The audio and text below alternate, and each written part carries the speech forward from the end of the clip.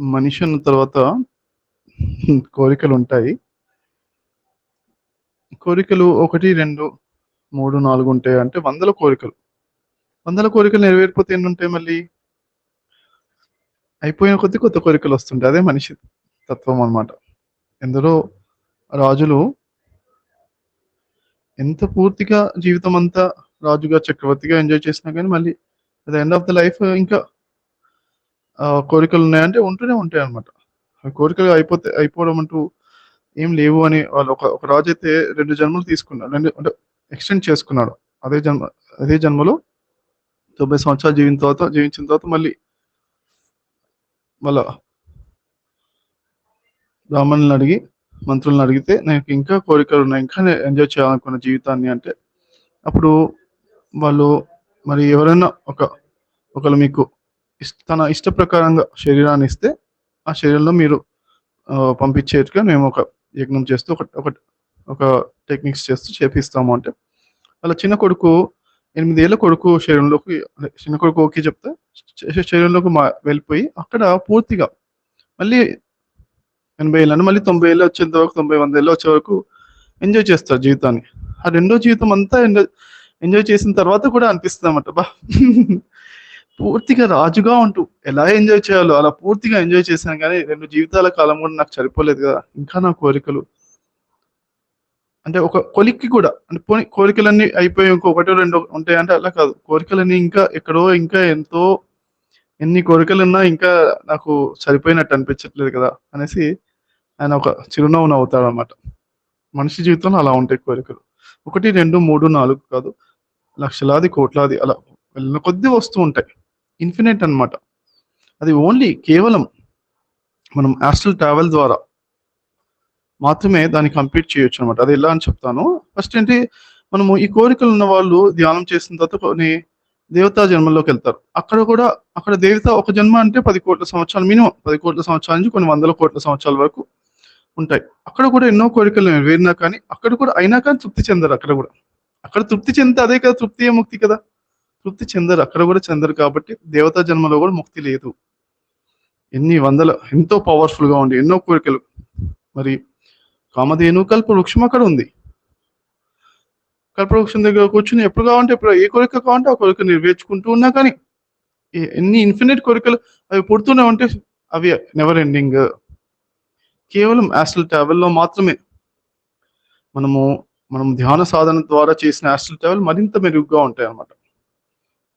ఒక త్రికాల జ్ఞాని అనే టైమ్ డైమెన్షన్‌కి కనెక్ట్ అయినప్పుడు మాత్రమే మనము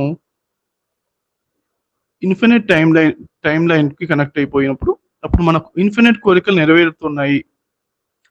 ఎలా నెరవేరుతున్నాయో చూసుకున్న తర్వాత అప్పుడు మాత్రమే మన కోరికలన్నీ నెరవేరి అప్పుడే మనకు తృప్తి దొరుకుతుంది. ఆ తృప్తియే ముక్తి అన్నమాట. ఖచ్చితంగా ఈ టైమ్ డైమెన్షన్‌కి కనెక్ట్ అవ్వడం అనేది స్టార్ట్ అవ్వాలి. దానికన్నా ముందు జనరల్‌గా ఆస్ట్రల్ ట్రావెల్ అనేది కూడా కనెక్ట్ అవుతుంది.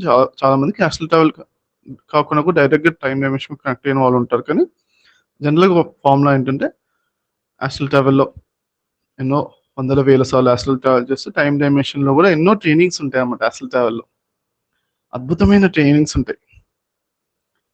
టైంని అసలు ఏమైనా జరిగిపోయింది. ఘటనాఘట సమర్థుడు అంటారన్నమాట. శ్రీకృష్ణుడిని మన విష్ణువుని ఒక పేరు ఉంటుంది మన ఘటనాఘట సమర్థుడు అని.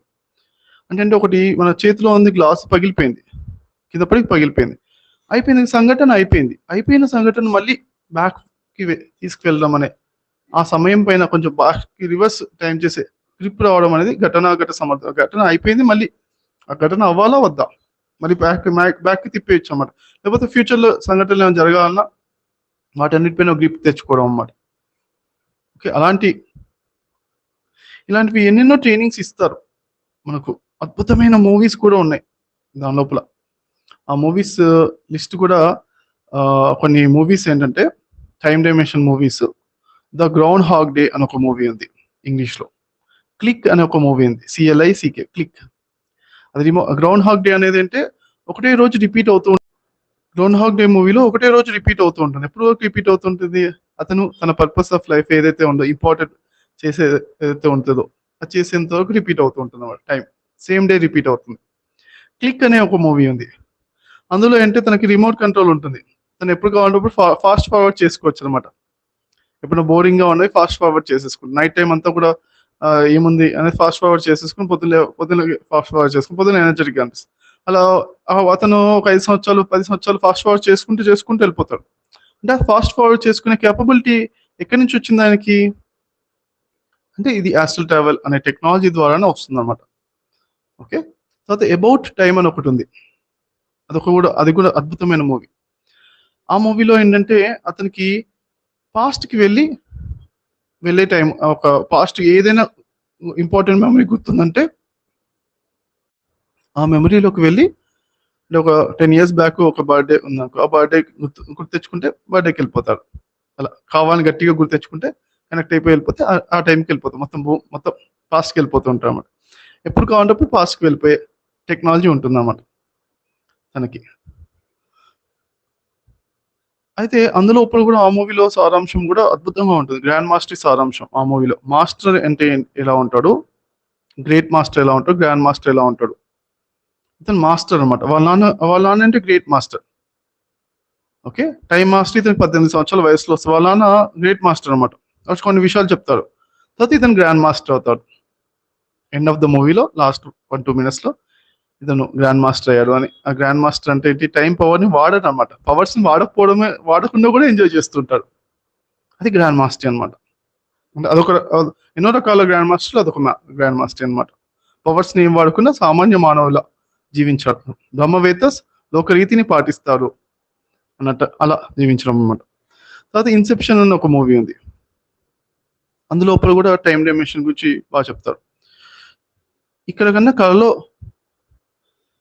లోపల టైం మారుతూ ఉంటుంది. అక్కడ ఎన్నో లెవెల్స్ ఉన్నాయి. కళల లోపల కూడా ఒక్కొక్క లెవెల్ లోపల ఒక్కొక్క టైం వెళ్తుంది. ఇక్కడ నేను ఒకసారి ఏంటంటే ఒక 10 నిమిషాల టైంలో